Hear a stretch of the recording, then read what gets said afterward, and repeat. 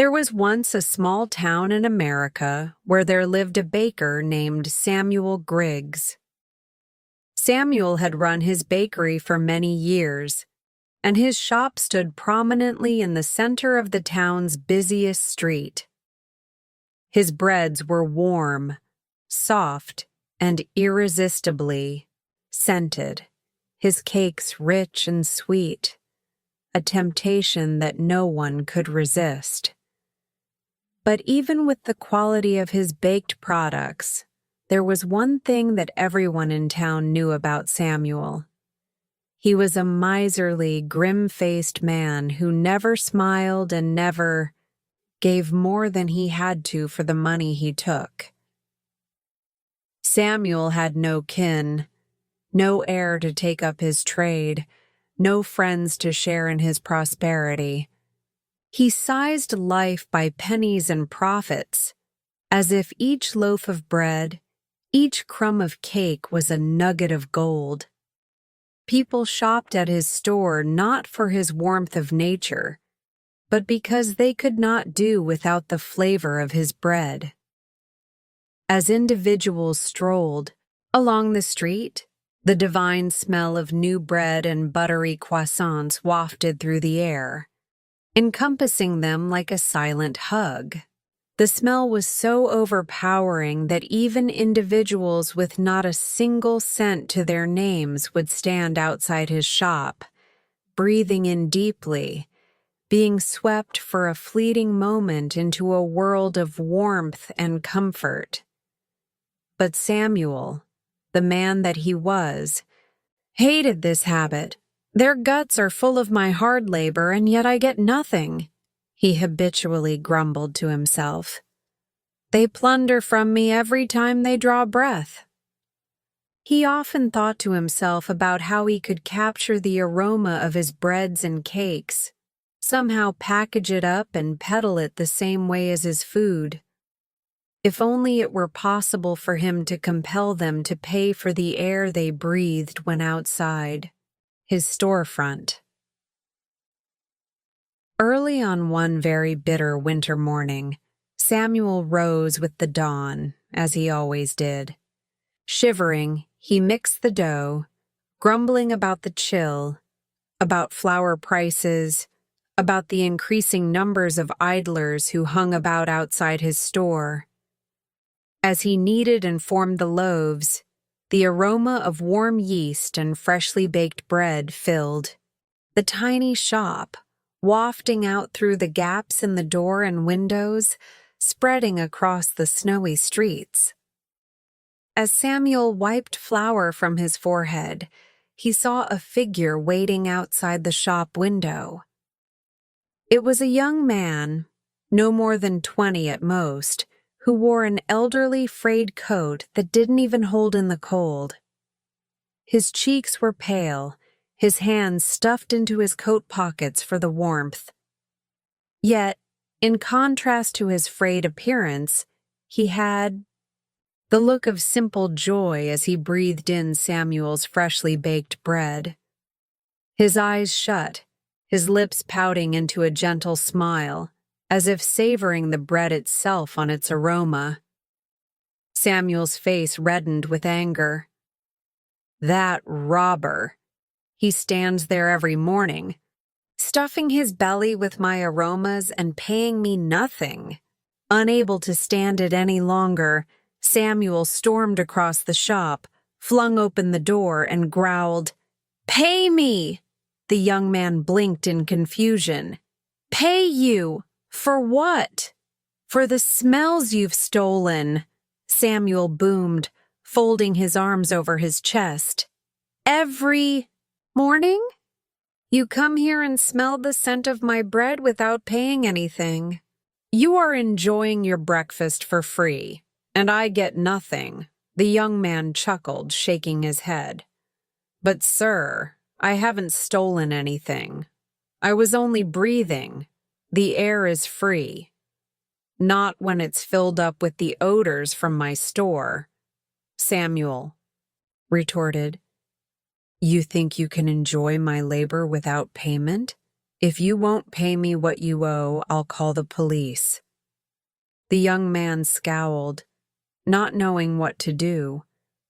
When he still did not pay, Samuel seized him roughly by the coat and pulled him down the street.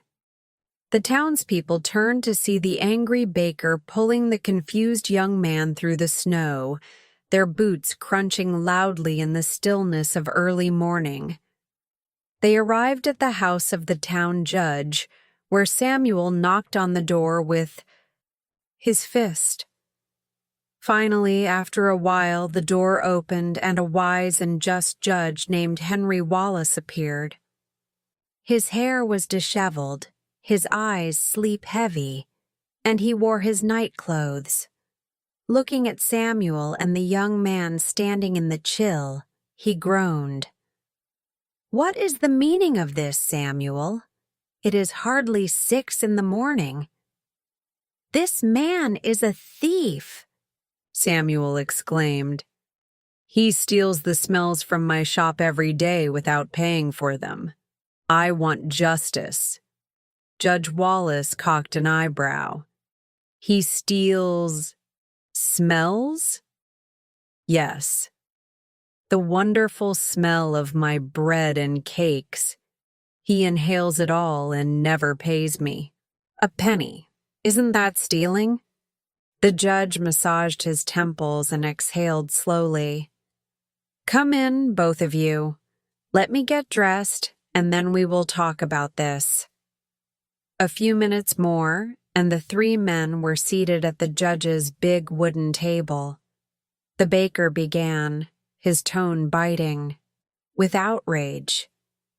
He told, in elaborate detail, how his bread was the best in town, how folks paid good money for it, and how this young fellow had been stealing from him every day by enjoying the aroma of his wares without spending a penny. When Samuel had finally finished, the judge looked at the young man. "And what do you have to say for yourself?" The young man shrugged. "Sir, I am a poor man. I cannot afford to purchase the baker's bread, but I do no harm by waiting outside and smelling its aroma. The air is free, and I have stolen nothing from his store." Judge Wallace drummed his fingers on the desk contemplatively. Then, quietly, after a pause, he spoke. "Young man, do you possess any money at all?" The young man stood there for a moment before sticking his hand in his pocket and producing a couple of coins. "This is all I have," he stated. "Place them in my hand," stated the judge. The young man complied, handing the coins to the judge's outstretched palm. Judge Wallace now addressed Samuel. "I have heard your 2 arguments closely. Samuel, you assert that the odors in your bakery are yours, and that this young man has been appropriating them without paying for them. Fine. I accept that the young man needs to compensate you." Samuel's face brightened, maybe for the very first time in his life, as he stretched out his hand enthusiastically to take the money. The judge did not hand him the coins. He shook them gently in his hand, the pieces of metal clinking together in harmonious music. The sound filled the silent room, reverberated off the walls, and reached Samuel's ears. Judge Wallace smiled. "There. The ring of money for the aroma of bread. Fair is fair." Samuel's smile disappeared in a flash. His face reddened with rage. "That is not actual payment. Return my money." "No," said Judge Wallace sternly. "You asked for payment for something intangible, something that can't be owned. So, I've paid you an equally intangible price. The smell of money for the smell of bread. That is my decision." With that, he returned the coins to the young man, who smiled in appreciation. Samuel sat in silent awe, knowing that his own greed had brought him to the stupidity of loss. With a heavy frown, he stormed out of the judge's home, muttering curses beneath his breath as he marched back to his bakery. From that time on, the people in the town regularly teased the thief of smells and the lesson the judge had taught him. Some people still purchased Samuel's bread, but others delighted in standing in front of his store, taking deep breaths, simply to watch him seethe. And even though he was still a master baker, Samuel never fully recovered from the day he attempted to sell the air itself. Thus, the tale of the baker, the young man, and the wise judge came to be narrated for years, a reminder to everybody of the evils of greed and the simple pleasures that life has to offer to all freely.